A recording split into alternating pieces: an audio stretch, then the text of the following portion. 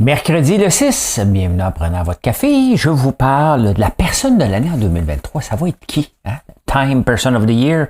L'érable, on donne notre érable au Québec, le sirop d'érable. Aux États-Unis, une belle pancarte, on donne ça. Le Canada est géré par des néophytes. Et pourtant, les mots de l'année, hein? Pas encore les mots de l'année, mais les mots 2023-2024, c'est quoi en économie? Je vais vous parler de ça. On va parler de la grève un peu. Est-ce que ça sent le chèque pour François Legault? Et Kiss. I was made for loving you, baby. We're made for loving me. Tonight, I'm gonna make it up to you. Girl, you were made for me. Girl, I was made for you.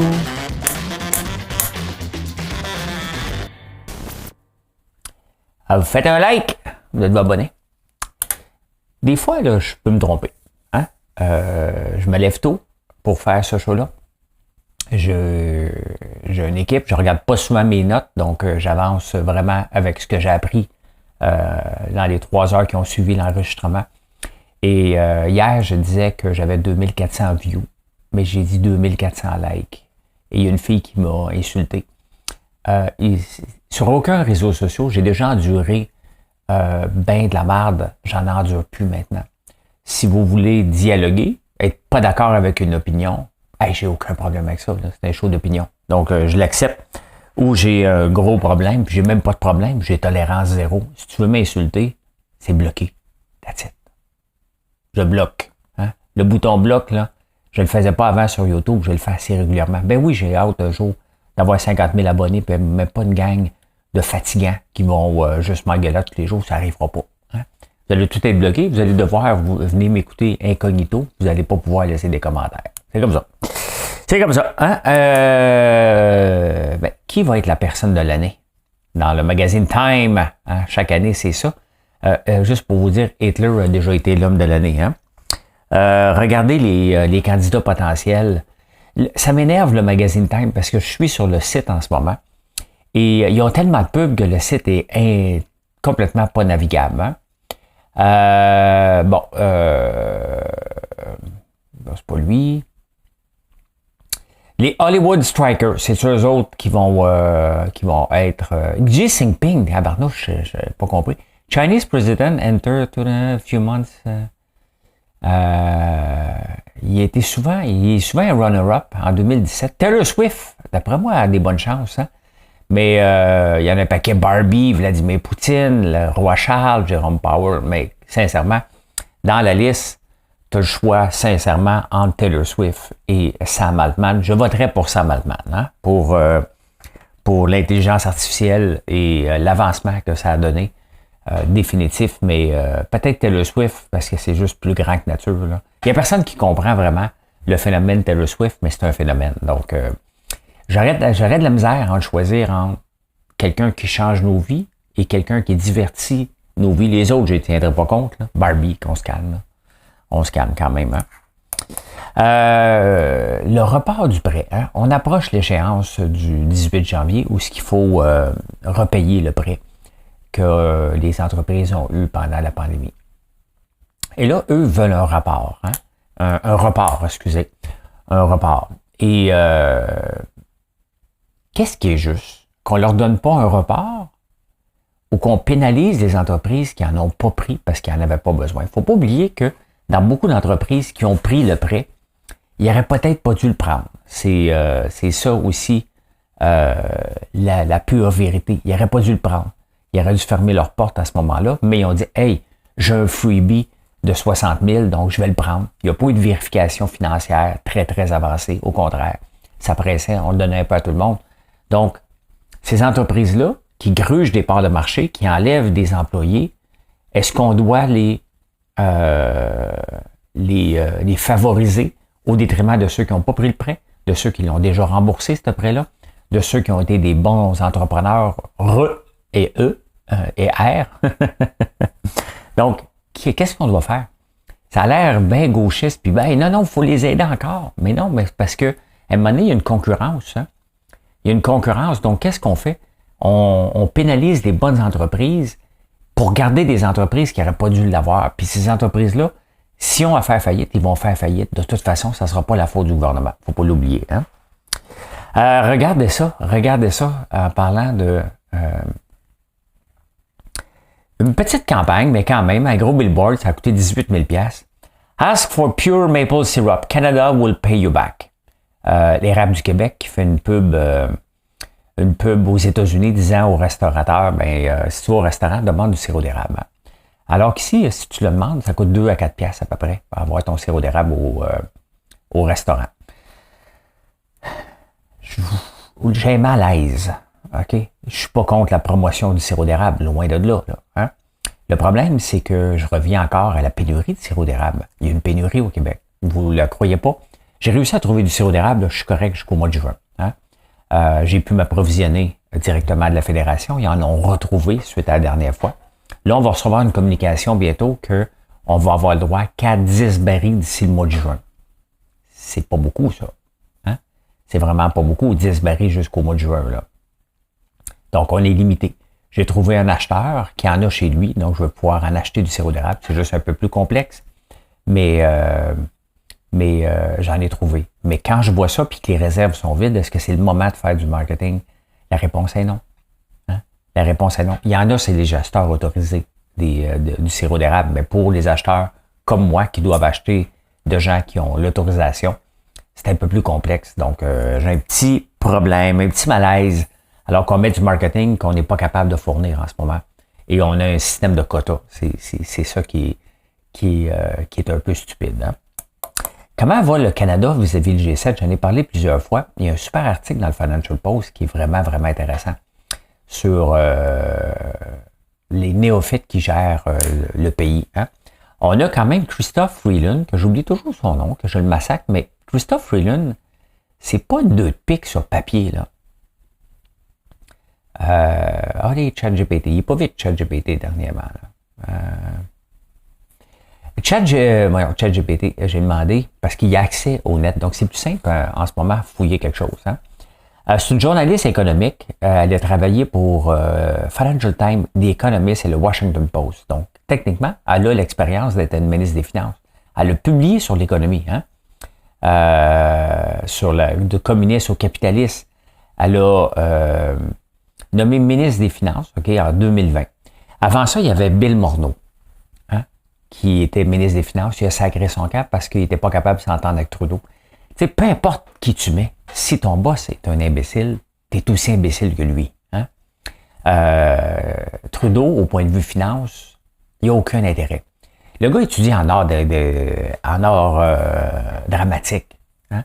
Moi, j'ai pas étudié en art dramatique, j'ai aucun intérêt. Même pour aller chercher un diplôme, j'avais aucun intérêt. Ce qui m'intéressait, c'était les finances, l'économie, puis éventuellement l'informatique. Donc, on étudie dans ce qu'on pense qu'on va aimer. Hein? Trudeau, c'est un professeur d'art dramatique. Les finances, ça ne l'intéresse pas. Donc, peu importe qui est en place, ça va être géré parce qu'elle a la compétence. Le Canada est géré par des néophytes, tout simplement. Hein? Et regardez, hein, on est à moins 1,06 de notre PIB. Donc, on est en récession au Canada. L'immigration ne suffit pas à créer le nouvel emploi, tout simplement. Maintenant, on est en déclin. Pendant ce temps-là, nos voisins des États-Unis ont une progression de 5,2 %. C'est inacceptable, là. Hein? C'est inacceptable qu'on soit si loin d'eux autres, là. Regardez le prix payé par maison, le price to increase ratio. Le prix que vous payez une maison par rapport à votre revenu. Ici, c'est 9,6 fois votre revenu que vous achetez une maison. Donc, techniquement, si vous gagnez 100 000, vous achetez une maison à 960 000. C'est ça que ça veut dire. Aux États-Unis, pour 100 000 $ de revenus, vous allez acheter une maison à 4,2. Pourquoi? Parce qu'il y a sur notre salaire, il y a un paquet de déductions, hein? Plus toutes les taxes qu'on paye un peu partout, fait qu'on a moins de revenus disponibles. Donc, c'est tout simplement ça. Les revenus disponibles aux États-Unis, vous allez me dire, ouais, mais le système de santé là-bas, hein, il n'est pas gratuit comme ici.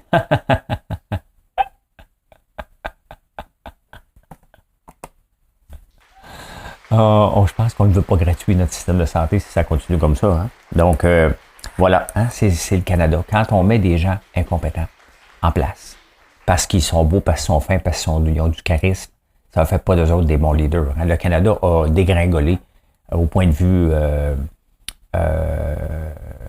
voyons, diplomatique au fil des années. Au point de vue économique, c'est une catastrophe. Donc, vive les prochaines élections. Et regardez ce qui se passe en ce moment. Le NPD a convoqué Walmart et Loblaws. Le NPD, dernier parti de la place, hein, contrôle le Canada. C'est ça qu'on a. C'est ça qu'on a.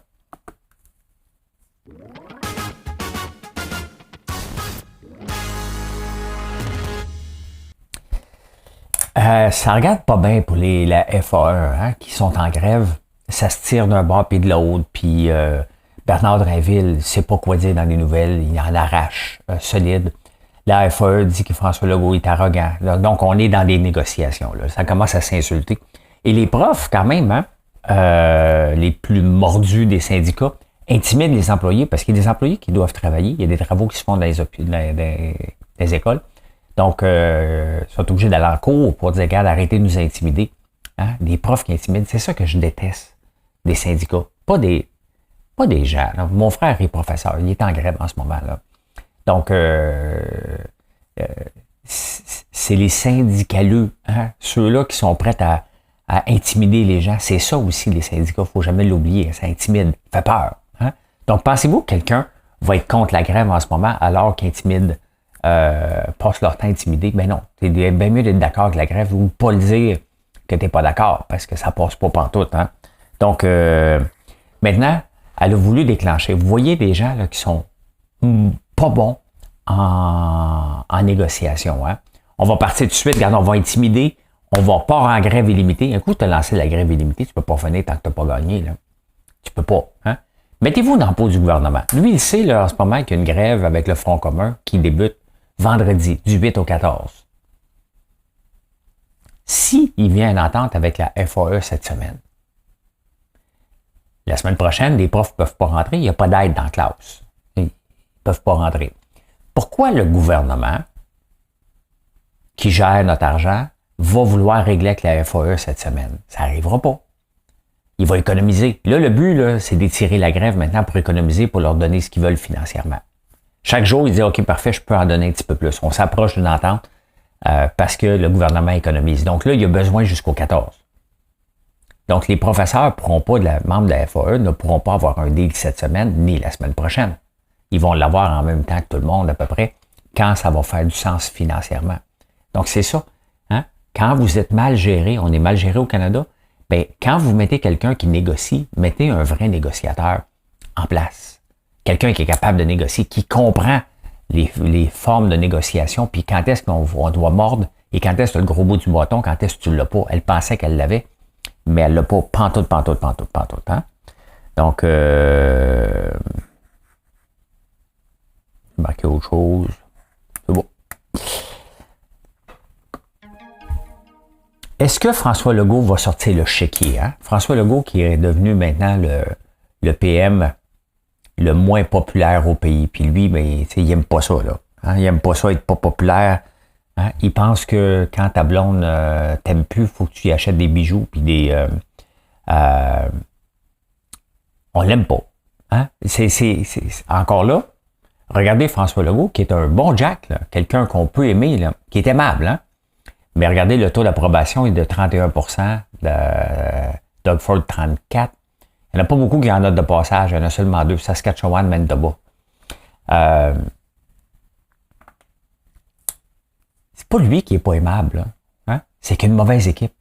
Il a mis une mauvaise équipe. D'aller chercher Bernard Drinville. Christian Dubé ne fait rien. Arrêtez, là. Il fait rien. Fitzgibbon arrogant.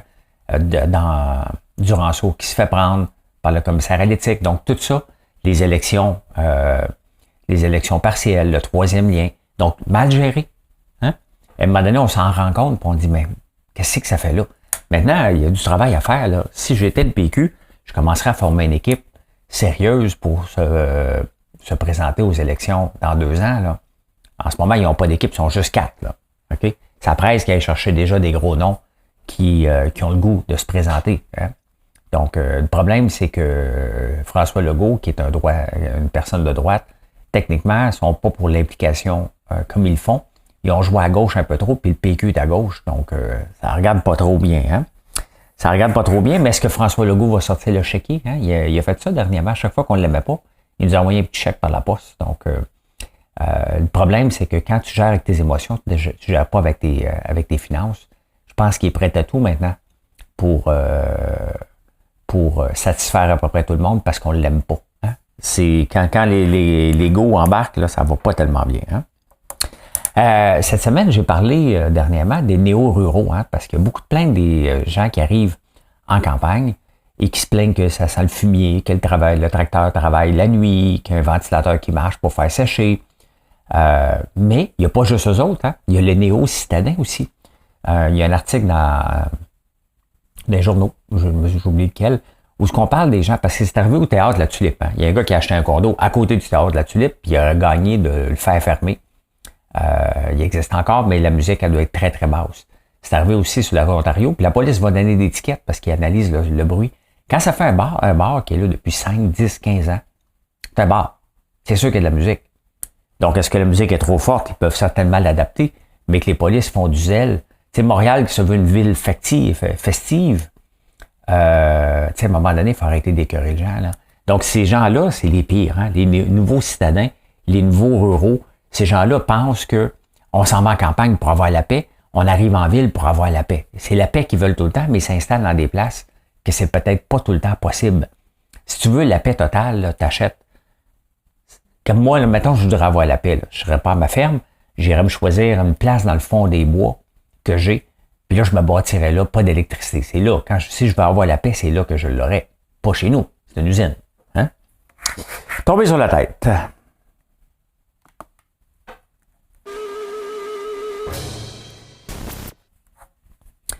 On a appris des nouveaux mots depuis un certain temps. Hein? L'économie, hein, au point de vue économie, bien entendu.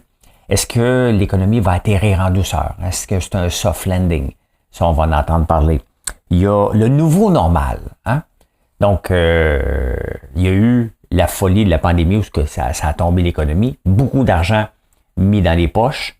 Là, on est en train de revivre un normal qui n'était pas le nouveau normal, qui n'est pas l'ancien normal d'avant 2019. On est là-dedans. On sort moins au restaurant, on se fait plus de la bouffe à la maison, on achète des air fryers. Mon ami Sylvain qui riait de mon air fryer, ben, j'en ai un en campagne, je ne l'ai pas utilisé encore. C'est que quand j'achète des boîtes, j'ai des cadeaux, dépendamment de ce que je peux acheter. Et j'ai acheté beaucoup de drills, puis pas de tournevis, il faudrait que je regarde ça. Et là, il y avait un air fryer nouveau, je dis, m'en prendre un. Moi, le laisser en campagne, parce que je ne veux pas encombrer mes comptoirs ici à Montréal. Là. Mais voilà. Hein? Donc, il y a le nouveau normal. Et un nouveau mot que j'ai vu hier, que vous allez entendre parler souvent de ma part, right size. Il faut arrêter de penser que les entreprises downsize comme Radio-Canada sont en train de right sizer. Il y avait probablement trop d'employés, tout simplement, par l'évolution. Parce que les marchés évoluent, c'est pas toujours la faute à Meta, c'est pas toujours la faute à Google et à Facebook. Il y a nous autres. Nous autres aussi qu'on évolue. Spotify, il y a de la misère à faire de l'argent. Donc, il y a trop de monde. Ils vont couper 1500 personnes. Tu sais, des fois, les entreprises, ils exagèrent. Ils ont du financement, puis ils exagèrent, puis ils embauchent, puis ils embauchent, puis ils embauchent. Et ils n'ont pas le bon nombre d'employés pour servir. Regarde, X, il a coupé à peu près tout le monde, puis ça fonctionne encore. Hein? Ça fonctionne encore. Il a right-sizé. C'est ça qu'il faut retenir. Il ne faut pas toujours voir ça comme négatif. Une coupure d'entreprise, c'est négatif, bien entendu, pour les proches, si ça nous affecte nous autres. Mais à un moment donné, il faut être assez lucide quand on travaille dans une entreprise, de voir qu'il y a peut-être un petit peu trop staff. Là. Moi qui ai fait quand même quelques plateaux de radio ou de télévision, je peux confirmer qu'à Radio-Canada, le staff, il y en a en tabarnouche par rapport aux autres plateaux. Là. Hein? Je suis au débatteur quand même 2 fois par semaine. Le staff qui travaille dans les débatteurs n'est pas le même que l'émission de radio que je suis allé faire l'autre jour. Il faut être réaliste quand on travaille dans un environnement où il y a autant de gens qu'à un moment donné, ça se peut qu'on right-size vers le bon chiffre. Là. Donc, c'est des chiffres des mots que vous allez entendre parler souvent en 2024, parce que là, on vit encore sur du temps emprunté. Les entreprises, là, on va le voir à partir du 18 janvier, ceux qui vont devoir rembourser, qui ne seront pas capables, ça va blâmer le gouvernement sans bon sens. Mais pourtant, on est dans le nouveau normal. Hein? Finance.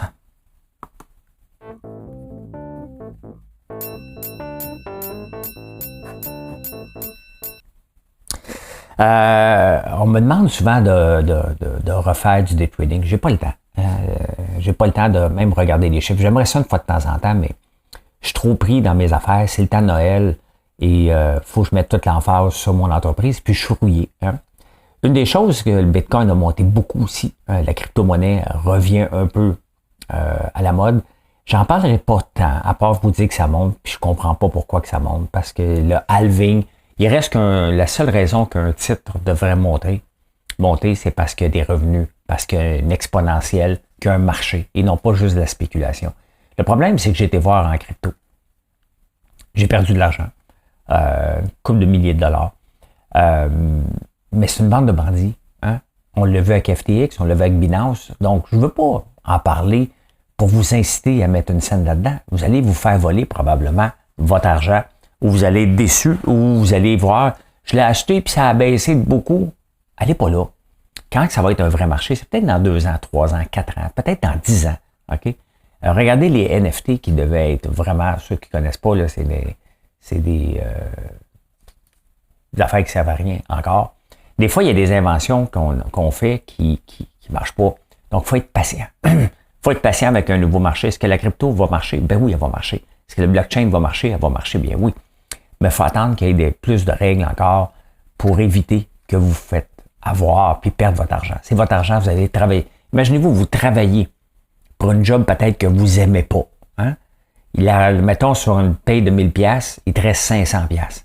Tu prends 500, tu le mets en crypto pour te le faire voler. C'est toute une perte, là. Hein? Donc, c'est pour ça que j'en parle pas trop, à moins qu'il y ait des choses qui se tiennent debout. Oui, le Bitcoin a monté à 41 000. Est-ce qu'il va monter en 2024? Oui, il va monter en 2024 parce que le fameux halving va avoir lieu. Hein? Roche, papier, ciseaux. Vous vous souvenez de l'entreprise Roche? Elle a été blâmée dans le scandale des commandites, mais Roche est une grande compagnie pharmaceutique, entre autres. Ils viennent se lancer aussi dans la course à l'obésité. Hein. Le marché de l'obésité, pour réduire l'obésité, on parle d'un marché de 100 milliards annuellement d'ici 2035. C'est énorme. Hein? Bon, il y a Novo Nordisk qui est le leader avec Ozempic puis Wegovy. C'est pas le nom. Mais Roche vient d'acheter une compagnie qui s'appelle Carmo pour 2,7 milliards. Et eux autres se disent, il y a de la place pour un MeToo, un peu comme le Viagra et le Cialis. On est à peu près à cette étape-là. Là, hein? Je ne sais pas s'il y en a d'autres que ça. Là. J'en prends pas ni l'un ni l'autre encore. Hein? Peut-être un jour, probablement, je ne sais pas. Mais je n'ai pas besoin encore. Fait que je peux pas te le dire s'il y en a d'autres, oui, mais on va en voir beaucoup des MeToo. Et il n'y a rien de mal à être un MeToo. Hein? Donc, d'embarquer attention, pas le fameux MeToo, là. MeToo copycat, hein? De copier ce qui se fait ailleurs tant que tu ne brises pas les brevets. Le marché est là, on le voit, la pénurie de Ozempic, et de Wegovy. J'ai mélangé 2 mots. Voilà. Vous savez, il y avait un influenceur sur les réseaux sociaux qui montrait tout le temps ses lambeaux et qui s'était fait prendre. Il vendait des thermopompes à des personnes âgées en les fourrant. On va appeler un chat. Là. Je suis allé le voir sur les réseaux sociaux. Je ne tente pas de le nommer, mais il n'est plus là. Je le vois ni sur Instagram, ni sur TikTok. Donc, il a probablement fermé ses comptes. Là, il s'est rendu compte qu'il y avait peut-être un peu trop de gens après lui. Hein? Là, il y en a une gang d'autres dans les piscines. Hein? Des extras, jusqu'à 103 000$ d'extras. La même affaire. Hein? Ils arrivent pour creuser ta piscine, puis ils disent « Oh my God, le terrain contaminé ici, on va faire sortir ça. » Avec des extras de 103 000$. Là. Il y a des gens qui abusent des gens. Là, hein? Ça me pue au nez. Et en étant connu, ce genre d'abus-là est potentiellement très élevé chez nous. Hein? Donc, on veut toujours abuser de moi en pensant que je suis un imbécile. Faites-vous-en pas, j'en suis pas un. Mais ces gens-là, je suis pas capable. Hein? J'ai bien de la misère avec des gens. Donc, après les thermopompes, maintenant, c'est les piscines. Méfiez-vous. Hein? Méfiez-vous des gens là, qui ont l'air des pédeleux là, quand ils viennent faire vos travaux. Là. Regardez des entreprises professionnelles. Des fois, ça coûte peut-être un petit peu plus cher. On pense en partant, mais vous avez un service qui a de l'allure, un peu plus. Hein? Ah, il y a une cause intéressante aux États-Unis qui a été débattue dernièrement, qui pourrait avoir des répercussions éventuellement ici, parce qu'on le sait qu'on est un État des États-Unis. Là. Ben oui. Ce qui se passe aux États-Unis a des impacts sur nous autres. Là. Ça s'appelle Moore versus USA.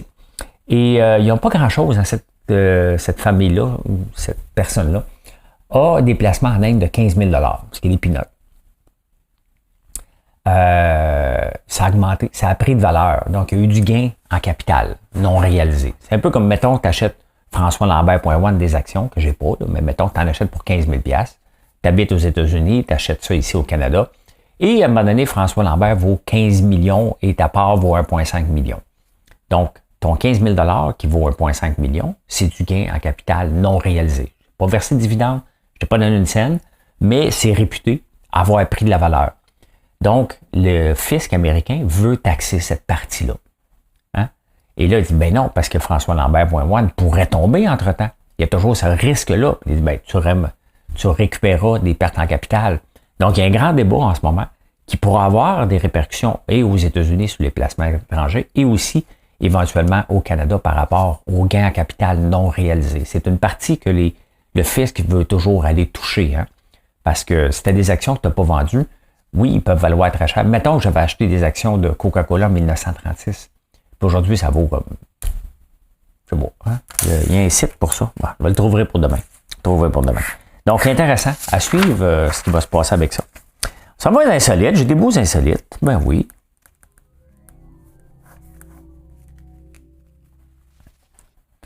Vous savez, le maire de Québec s'est lancé dans l'achat des buildings pour donner accès aux locataires au Vieux-Québec. Hein? Mais s'il prend l'exemple sur Montréal, hein? Montréal qui fait la leçon à tout le monde, bien entendu, Valérie Plante qui met des règles pour les buildings désuets, puis ça fait morale à tout le monde. 79% des buildings gérés par la Ville de Montréal, l'Office municipal d'habitation, 79% sont en mauvais ou en très mauvais état. C'est des taudis gérés par la Ville de Montréal. Hein? Donc, je ne sais pas si vous allez avoir la même chose à Québec. 79%. Puis après ça, ça fait la morale aux autres gens. Hey, j'ai pas d'argent. Pas d'argent. Non, t'as un garage, la STM, à 800 millions maintenant. Les toutous en plus, le nombre de les jouets vendus pour ce Noël-ci vont être en déclin de 8%, moins 8% de jouets. Sauf que les toutous en plus, on le voit qu'on est dans une pause où on a besoin de réconfort. La bouffe réconfort, on en veut, on en a besoin. Et le popcorn a la vague là-dedans, je le sais. Il y a un indice popcorn, puis je vois mes ventes aussi. Donc, mais les toutous en plus aussi. Un petit sac de popcorn, un toutou en plus, un petit Netflix chez vous. Hein. 4% d'augmentation des ventes. C'est pas beaucoup, mais considérant que les jouets ont un déclin de 8%, c'est quand même 12% de plus. Hein? 12 points de plus. Hey, Kiss! I was made for loving you, baby. Ils feront plus de concerts. Je ne peux pas vous le montrer pour les droits d'auteur, mais vous irez voir. Kiss va avoir des avatars sur scène maintenant. Donc, Kiss va être en concert pour le restant de leur jour. Ça va être des avatars qui vont faire Kiss. Donc, vous ne verrez plus les vraies personnes. Vous allez voir des avatars d'eux autres. Ça va être spécial, hein? Donc, voilà. Et, bon, ça n'a l'air de rien, mais on est déjà le 6 décembre. Donc, les vacances de Noël se préparent. Bien, mesdames, sachez que vous allez mettre encore cette année 26 items que vous n'allez pas utiliser lors de votre voyage. Donc, je ne veux pas savoir ce que vous allez mettre dedans, mais il y a 26 affaires. J'en fais partie, moi aussi. Je n'ai pas la statistique pour les hommes, mais j'en fais partie des gars qui mettent des affaires inutiles. Et voilà, comment j'ai vu l'actualité, je peux dire ceci. Merci d'être là. Si vous êtes encore là, ben venez nous voir sur françoislambert.one et je vous souhaite une excellente journée.